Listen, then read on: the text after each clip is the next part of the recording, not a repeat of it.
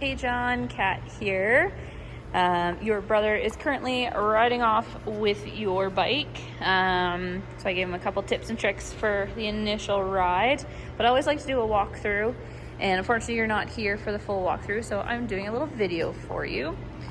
In the saddlebags of your bike, there will be a little package. In that package is a battery tender, a little cleaning kit, as well as your hog gift and some information on that, and your break-in procedures, as well as your owner's manual.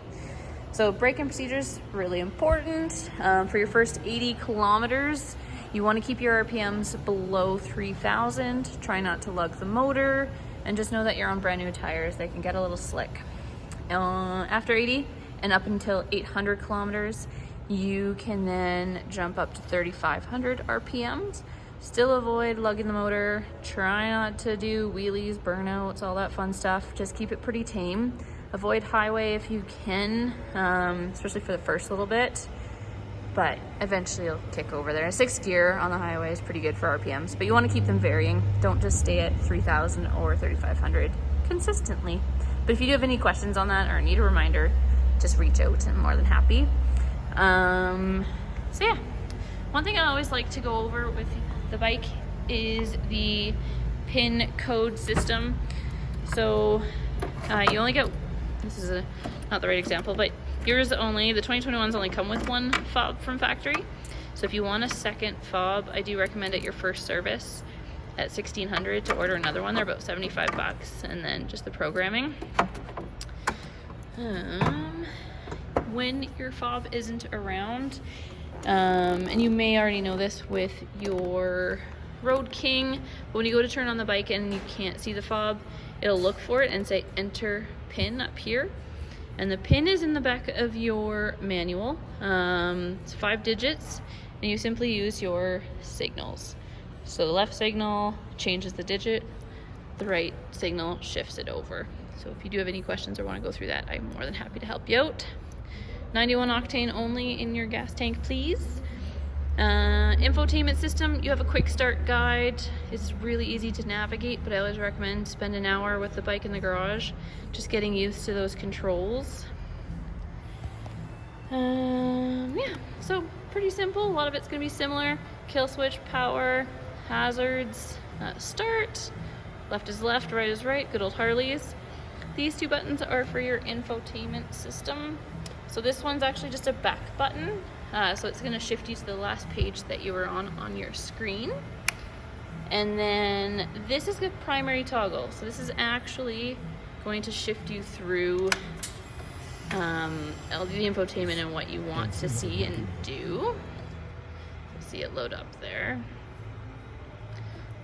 It's also a touch screen, which is nice, but you can see right now it's highlighted on the 4. If I start shifting that toggle, it's going to move you to the next one, and if you push it in, that's going to select where you're at. So play with it at home, get used to it.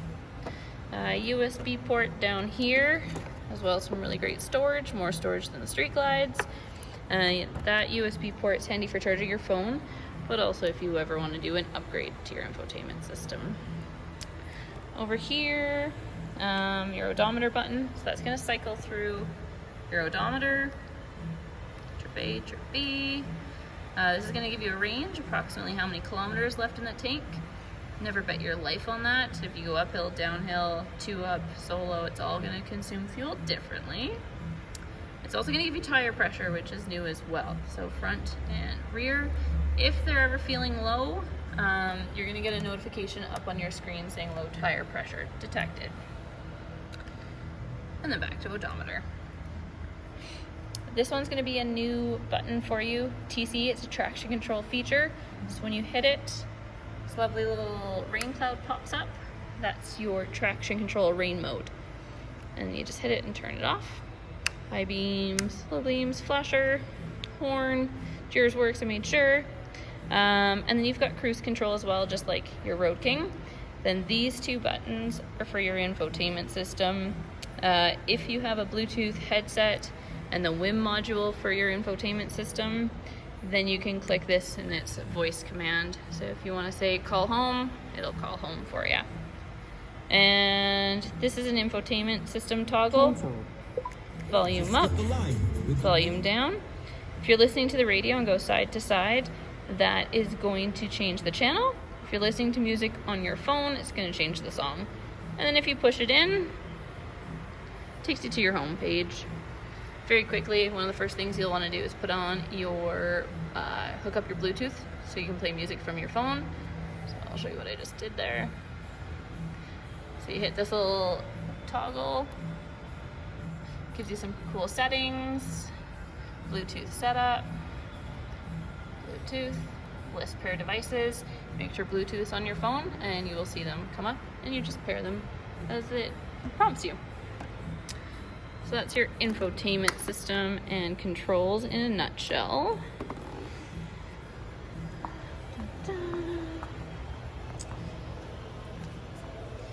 You do have a rain sock for your filter. The filter is a paper one stock. I don't quite remember if we upgraded to a K&N. Now that it's gone, I can't check.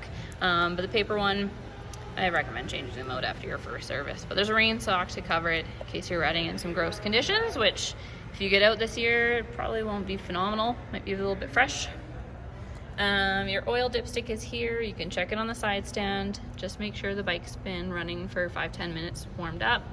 With the Milwaukee 8s, you want to see that dipstick around 3/4, just a little bit above. Doesn't need to be all the way up to the top, but always good to check regularly.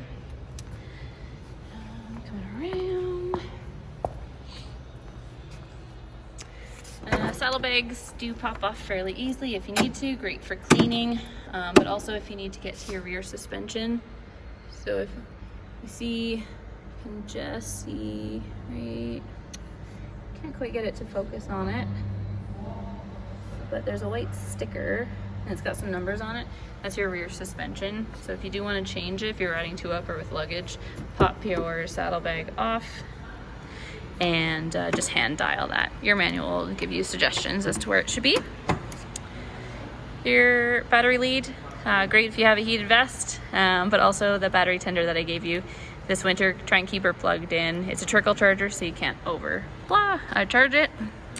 12 volt and more storage.